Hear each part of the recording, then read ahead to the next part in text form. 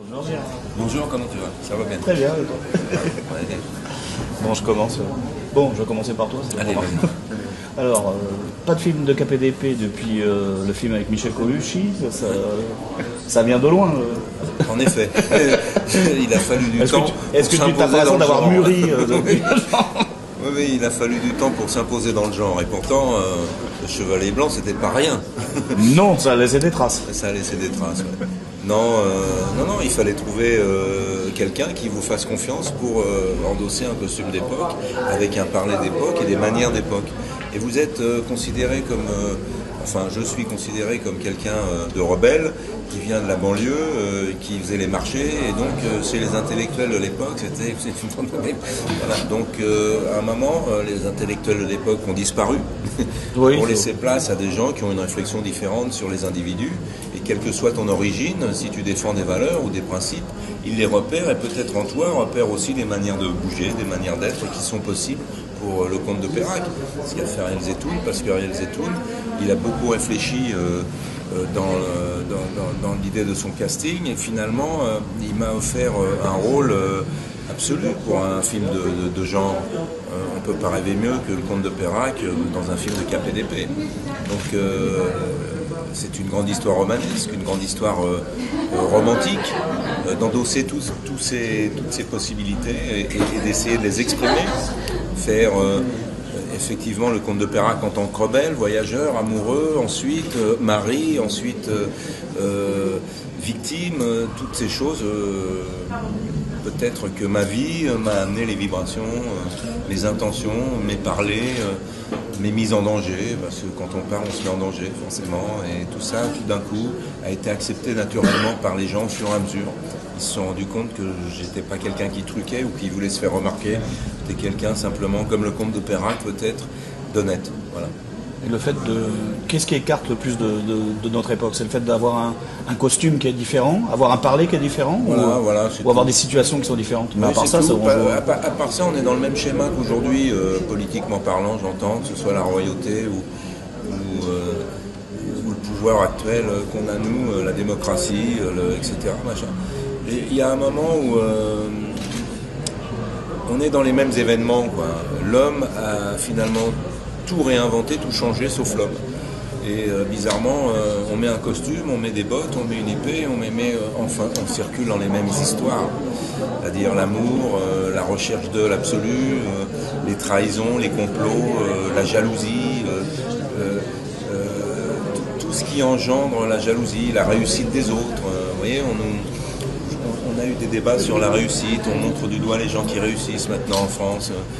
Comme si c'était des salopards, alors que c'est des gens qui ont simplement eu peut-être plus d'aventure humaine et plus de complications à réussir leur réussite que ceux qui la jugent minable et comme celle d'un voyou. Il y a beaucoup de gens qui ont réussi, moi, qui sont pleins d'honneur et pleins de mentalité dans ce que je fréquente. Donc voilà, on n'a pas bouleversé les schémas, même avec 3 siècles d'écart ou 4 siècles d'écart. Par contre, les attitudes, oui, sont plus nobles dans les films d'époque, c'est généreux, c'est noble, c'est beau. On mange avec les doigts, mais d'une certaine manière.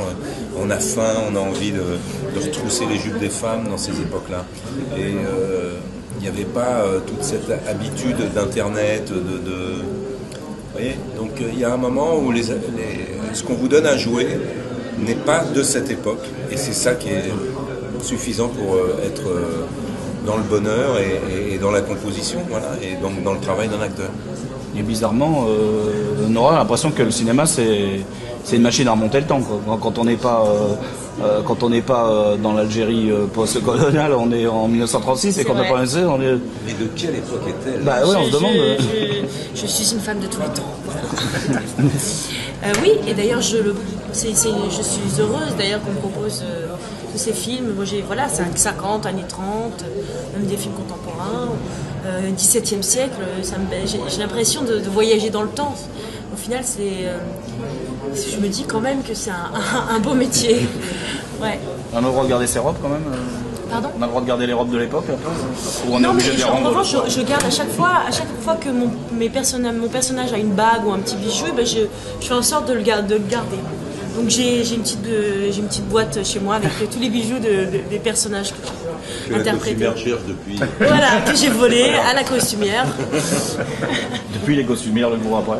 Justement, quand on fait un film historique, est-ce que c'est une autre façon de parler de notre époque? C'est une façon de parler de notre époque, c'est forcément... Je veux dire, à partir du moment où on fait un film historique et que c'est fait par des gens d'aujourd'hui, Gérard, Nora, moi, on parle forcément de notre époque. Moi, j'allais dire le XVIIe siècle, je ne le connais pas, je ne l'ai pas vécu, donc je l'imagine. Mais donc je me projette dans le XVIIe siècle. Je me projette dans le XVIIe siècle avec tout ce que je suis, avec tout ce qu'ils sont, avec tout ce que sont les autres acteurs. Donc forcément, on parle d'aujourd'hui. On ne peut pas faire abstraction de ça. Et comment on devient un séducteur d'une vieille dame de 91 ans? Parce qu'il a fallu la séduire, Madame Gollon Elle devait être réticente quand elle a dit Borderie, déjà, bon, ça va, mais... Oui, non, c'est vrai, elle était méfiante, et je la comprends. Elle était méfiante parce qu'il n'y avait pas eu de Borderie, il y avait plein de problèmes dans sa vie, il y avait des complications énormes, etc. Et elle a vécu des moments très très durs. Moi, j'étais très touché par le... Quand j'ai rencontré elle, elle était dans un vrai dénuement. Franchement, elle n'était pas du tout une personne en train de vivre ses derniers jours dans une belle propriété sur les bords du lac Léman. C'est pas du tout ça. Elle était au bord de la misère. Et j'étais très touché par cette femme, par sa pugnacité, par... c'est angélique. Cette femme est angélique. C'est pour ça qu'elle avait écrit Angélique. Il n'y a pas de raison. Vous savez, on se projette toujours. C'est ce que je me suis dit d'ailleurs quand je l'ai rencontrée, Anne Gollon. Oui, non, je vous en prie, c'est bien. J'ai vu Angélique, je l'ai rencontrée il y a 2 jours. Elle était là assise sur son fauteuil et bon, elle était hyper heureuse d'avoir vu le film. Tu veux dire qu'elle avait connu le XVIIe siècle? Non, mais... Bon, elle est vieille, mais elle est limite, quoi. Non, mais c'est Angélique, c'est la femme forte qui est Angélique, en fait. Et on sent qu'elle a vécu des choses, je ne sais pas ce qu'elle a vécu dans sa vie, je ne me permettrai pas de dire quoi que ce soit, je ne connais pas sa vie, mais on sent quand même qu'elle a... Elle a de la force, elle a dû en vivre quand même des choses, et ça c'est sûr à son âge, bien sûr, heureusement, mais elle a cette force, et la force qu'a Angélique. Ouais. Mais par contre, pour que toi tu deviennes Angélique, c'est quoi le plus important? Lire les livres, voir les films avec Michel Mercier, ou aucune des deux choses? Lire les livres, oui. Les films avec Michel Mercier, non, parce que j'avais pas envie d'être influencée, j'avais envie de laisser mon imagination, faire travailler mon imagination, voilà.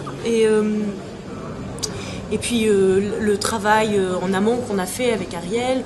Aussi, moi j'ai travaillé mon texte 1 mois avant le tournage. Je voulais absolument... J'avais aucune idée en tête. Je me suis pas dit, oui, cette scène, je vais la jouer comme ça et je vais faire ce mouvement-là. Pas du tout. Mais en revanche, je connaissais sur le tournage mon texte par cœur. Voilà, j'ai appris mon texte en amont parce que je voulais être totalement débarrassée du texte. Après, j'ai laissé place à mon instinct et puis surtout à mes partenaires... qui sont extraordinaires, qui m'ont soutenu, et puis Ariel. Voilà. Elle a compris le sens du travail qu'on a à faire, c'est-à-dire se préparer avant pour être disponible après. Disponible, ça veut dire jouer avec les autres. Et donc se servir de l'émotion de l'autre pour rajouter en plus la subtilité de l'improvisation dans les regards, parce que tout d'un coup, on s'y attendait pas et on joue avec les autres. Et pour ça, il faut être très près en amont, c'est-à-dire ne plus avoir de problème de mémoire. C'est quoi préparer? C'est le texte? Ben c'est le texte, parce que les gens pensent qu'on n'apprend que notre texte, mais non, on est obligé d'apprendre le texte des autres, sinon on ne sait pas quand on parle. Donc, et ce qui surprend beaucoup les gens quand on les rencontre, c'est comment vous arrivez à apprendre tout ça? Mais en fait, on arrive à apprendre tout ça en apprenant 3 scènes par jour, quoi. Et quand il y en a autant à apprendre, ça dure 1 mois, 2 mois, suivant la mémoire et ce qui nous en reste. Parce que la mémoire, en fait, c'est un muscle, hein, c'est quelque chose qui se travaille. Mais je crois qu'elle a compris, l'histoire est l'essentiel, Nora, c'est qu'il faut travailler avant et après se laisser faire. Voilà. Et ajouter à tout ça une intention qui arrive parce que les autres sont là, tout simplement. J'ai pas eu du mal à l'apprendre parce que je me suis sentie quand même... pas totalement étrangère à ce texte-là. Il est 17e siècle, mais en même temps contemporain. Il est bien écrit. Et donc, du coup, quand je vous dis que je l'ai appris par cœur, je l'ai vraiment appris par cœur, c'est-à-dire avec amour. Et ça aide, vraiment. Et le pire des partenaires, c'est quoi? C'est les rats ou certains comédiens? Et même si j'avais une petite chose à dire, je ne le dirais pas parce que il y a la caméra. Non mais les rats ils étaient sympas. Et les rats ils étaient cool, je les voyais pas mais je les entendais. Donc non, enfin je veux dire, voilà, ça fait partie du personnage d'Angélique. Il y a les rats, il y a le froid, il y a tous ces obstacles et Angélique elle ne se plaint pas. Angélique elle a qu'une idée en tête, c'est sauver l'homme qu'elle aime, sa famille, protéger les siens et donc je me suis dit voilà, pour être Angélique il faut que je lui ressemble et donc que je sois une guerrière quoi. Voilà. Elle l'a été. Elle l'a été. Sinon on lui parlerait plus. Ah non, franchement. Mais par contre, il paraît que tu t'es littéralement converti à la monarchie. Écoute, il paraît que tu étais très républicain et après. Pourquoi pas, ouais. Il paraît que Louis XIV t'a très impressionné. Enfin, le garçon qui jouait Louis XIV. Oui, mais j'étais impressionné par ce garçon parce que je l'ai vu en voiture le matin et comme nous tous, le matin, il ressemble à n'importe qui dans une voiture. Il est sorti en costard de Louis XIV et il m'a provoqué l'émotion de le saluer. J'étais en costume aussi, sinon je sais pas quand même. Mais ça a été, j'ai adoré cet acteur. Ses yeux, sa manière. C'était Louis XIV, vraiment. Un petit sourire formidable. Ouais. Et les autres acteurs, ils viennent pas une thune. Non, les autres on s'en fout. Bizarre. Bon, il y a moi, évidemment. Non, les autres acteurs, bien évidemment, sont tous au fait de leur emploi. C'est toujours très particulier de voir un film en costume parce que vous voyez des acteurs, vous avez l'impression, quand ils arrivent, vous ne les connaissez pas. On a tourné avec des acteurs belges autant que allemands, autrichiens, etc. Les mecs arrivent en costume et tout d'un coup, ils sont impressionnants. Parce que c'est plus un civil ordinaire, c'est un type qui sort d'où. Le mec, il arrive dans la prison où je suis retenu, qui est la Bastille en l'occurrence. À un moment, j'ai 3 mecs qui arrivent, des espèces d'exorcistes. Quand ils arrivent, il a trouvé des mecs qui avaient des têtes.